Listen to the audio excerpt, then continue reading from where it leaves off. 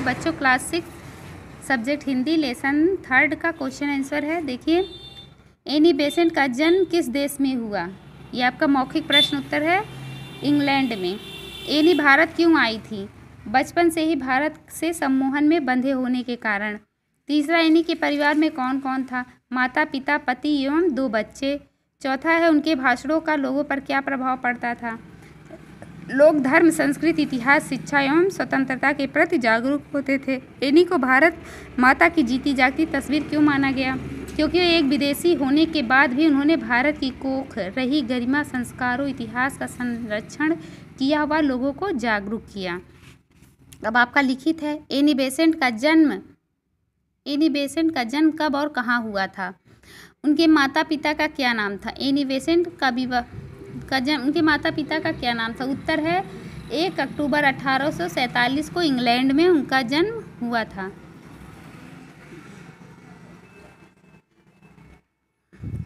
उनकी माता का नाम एमिली और पिता का नाम विलियम वुड था।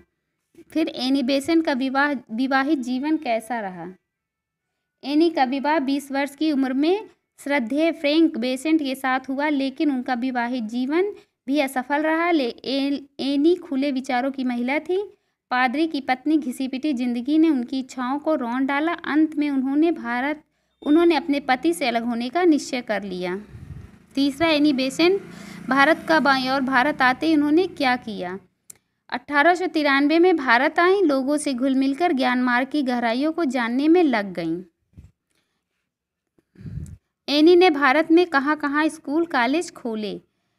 बनारस में सेंट्रल हिंदू कॉलेज, दक्षिण भारत में स्काउट गाइड गतिविधियों को आरंभ किया।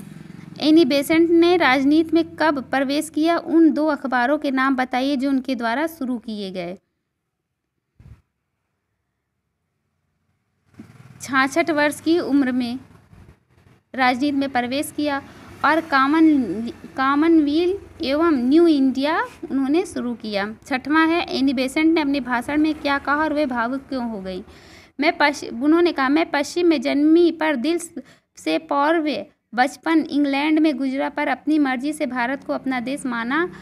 आज मैं आपके सामने भारत और ग्रेट ब्रिटेन की एकता के प्रतीक के रूप में खड़ी हूँ, जहाँ दिल मिले हैं, विचारों की स्वतंत्रता है, कोई जोर जबरदस्ती नहीं, यह मित्रता इतनी मजबूत हो जिसे कोई तोड़ ना सके। उन्होंने भारत से बहुत प्यार था और भारत में मिले अपने मान सम्मान व अपनेपन के कारण वे भावुक हो उठी।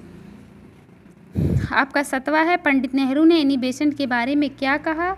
उन्होंने कहा था, एनी बेसेंट ने भारत की खोई आत्मा को ढूंढने में भारत की मदद की है। इस तरह आपका क्वेश्चन आंसर पूरा हुआ। आप इसको याद करेंगे, लिखेंगे।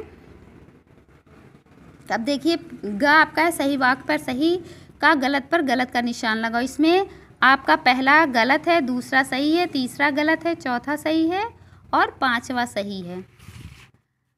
अब देखिए नीचे प्रश्न, इसमें सही विकल्पों में करना। एनी बेसेंट भारत कब आई? तो आपका घ सही है, 1893 में, ये आपका सही है। फिर दूसरा है, Banaras central Hindu college any ने किस शिक्षाविद को सौंप दिया? तो ये आपका है मदन मोहन मालवीय। खा आपका मदन मोहन मालवीय आपका सही है। फिर है, एनी बेसेंट पर क्या आरोप लगाया? देखिए, ग आपका सही है, राजद्रोह का। एनी को कहाँ नज़रबंद किया गया? इसमें आपका जो है खा सही है, उन्हीं के घर में। पंडित नेहरू ने एनी बेसेंट के बारे में क्या कहा? तो उपयुक्त सभी सही है, तीनों जो शब्द हैं वो उन्होंने कहा। आपका चौथा यहाँ सही है। अब देखिए, यहाँ भाषा ज्ञान में आपको यहाँ पूर्ण विराम आप खुद से करेंगे, लगाएंगे और यहाँ मात्रा लगाना है। एनी बेसेंट यहाँ हम बगल में दे दिए हैं। एनी बेसेंट खुले विचारों वाली महिला थी। एनी बेसेंट के 2 बच्चे थे, एक लड़का और एक लड़की। वे अपने सपनों को पूरा करने के लिए स्वतंत्र थीं। एनी बेसेंट की शादी सफल नहीं हो सकी। इस तरह आपका ये पूरा हुआ वीडियो लेसन, आपका अध्याय पूरा हो गया। धन्यवाद। आप इसको याद करेंगे और लिखेंगे।